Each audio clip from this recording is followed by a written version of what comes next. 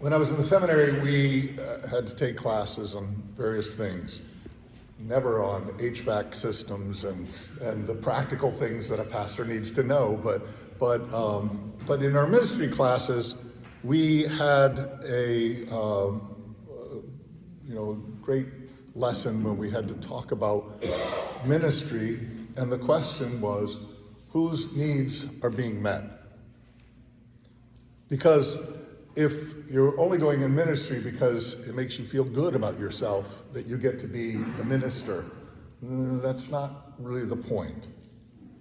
I had the same experience in teaching, and I briefly taught at UP with first-year education majors, and I was a little leery about the ones who wanted to be teachers because they just love kids. They love being with kids. They love spending time with kids. And although that's a very good requirement to be a teacher, if you don't like kids, probably not a place to go for your career.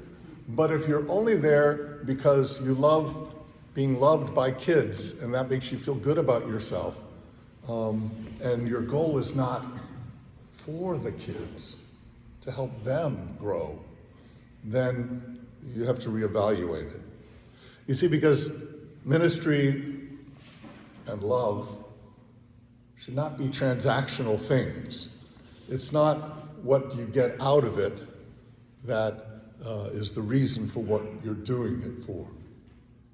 We know about this idea of transactional, quid pro quo. You know, if you do something for me, I'll do something for you. I'll get something out of it. The Christian sense of love is not meant to be transactional that way. I mean, it's a wonderful blessing if you feel content and happy and joyful when you're helping other people. But that's not why we're called to help other people, to feel good about ourselves. We're called to do it because that's the kind of love Jesus is talking about. I suspect it's the same in marriage. You know, it's wonderful when a young couple get married and there's wonderful, joyous love, and you feel good about yourself, but I can't imagine after 10, 15, 20, 40 years, you say, well, I'm in it for me. And as soon as I don't feel good about it, I'm out of here. I mean, one hopes that in a marriage relationship, your concern, your focus is not only on yourself, but also the other person, how the other person's life is going.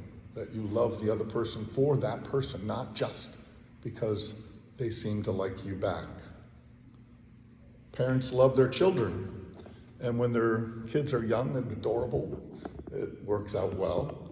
But I imagine there's some times in the teenage years where the love is not returned quite so efficiently. And parents are called still to love their children, because the question is, whose needs are being met? If it's just how you feel about being a parent, you might want to check out when the kid hits 15, 16 years old, because I'm sure it was for my parents, pretty hard. But a parent's love is not to make themselves feel good. A parent's love is for the benefit. The focus is on the child, the one who's loved. That's what we're talking about with Christian love. That's why we talk about self-sacrifice, thinking about others before yourself. Jesus read the book of Isaiah. He knew it well. And the challenge is, as we heard in our reading today, is feed the hungry, clothe the naked. You can hear echoes of the Beatitudes. Jesus' own, blessed are the poor, blessed are the meek. That Jesus took this to heart. You're not to do it because it makes you feel good about yourself.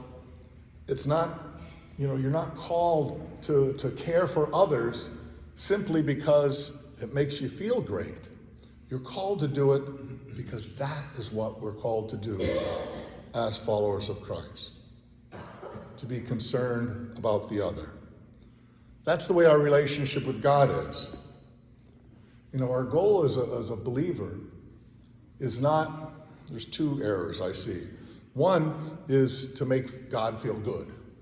Like, we've got to love God so that he feels good. I mean, that's sort of the way I think of the Greek and Roman gods. You know, you always had to appease them. You had to offer sacrifice. You know, you don't want them getting upset at you. And so you're going to appease them. So I want to love God so that, you know, he feels good. That's sort of silly. And it can't be because I want to love God so that he loves me more. You know, that somehow I have to earn his love. Because I can tell you, in a good marriage, you don't have to earn love. The love is there.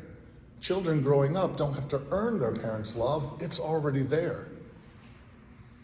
And God loves us already, more than we can imagine. That's the starting point. The starting point is God is love. And we are loved by God. That's given, and it doesn't change. No matter how far away from God we might roam, God still loves us. No matter how much we don't see his presence in our world, he still loves us. He can't love us any more than he already does. We don't need to earn it. So why do we bother? Why do we bother loving God, and how do we go about doing it? Well, we do it because it's response, our response to being loved. Our response to being loved is to recognize the love that we have received, and then therefore we're called to share it with others. That it's not because it makes us feel good, it's not because it makes God feel good. We do it because it is good. Jesus calls us to be the salt of the earth, the light of the world. You know, once you've discovered that God is love, and that all of us, brothers and sisters, fellow humans, all of us are loved, then we don't have to spend our time trying to earn God's love. We spend our time trying to live out and share God's love, because that is how God's love emanates between us, among us. If we truly want to grow more God-like, we don't have to love God more, we have to love one another more, because that's what God is. John tells us, God is love. He doesn't say, worship me. He doesn't say, earn my love. John tells us God is love. And so when we're called to feed the hungry, to clothe the naked, to care for the poor, which we try to do here at St. Andre Bessette, we don't do it for the applause. We don't do it for the accolades. We don't do it to get ourselves into heaven.